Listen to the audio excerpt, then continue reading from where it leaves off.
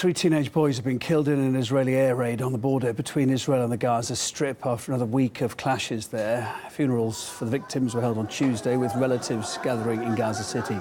Families of the three teen victims claimed they were only in the area to set nets for catching birds. Responding to that, the Israeli army claimed the boys' behaviour, in fact, was suspicious as they saw it.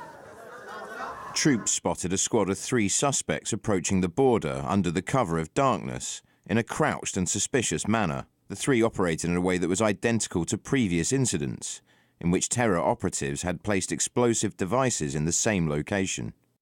Well, I got reaction from both sides of this latest incident in Gaza.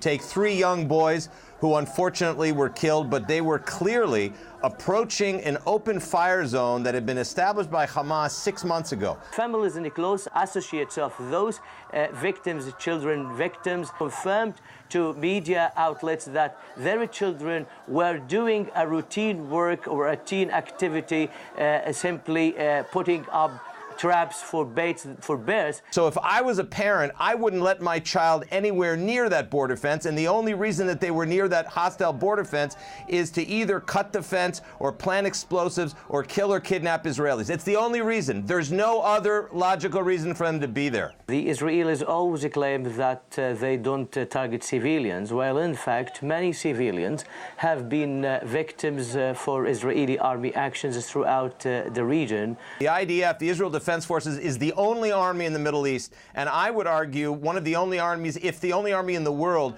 that has multiple layers of confirmation before it issues open fire orders on anybody. The latest incident in which 3 Palestinian children were killed on the border was a part of this repeated story by the Israeli army. In terms of the buffer zone, Israel has been erecting the buffer zone. This comes actually against the will of the people who live in these areas, especially the farming community.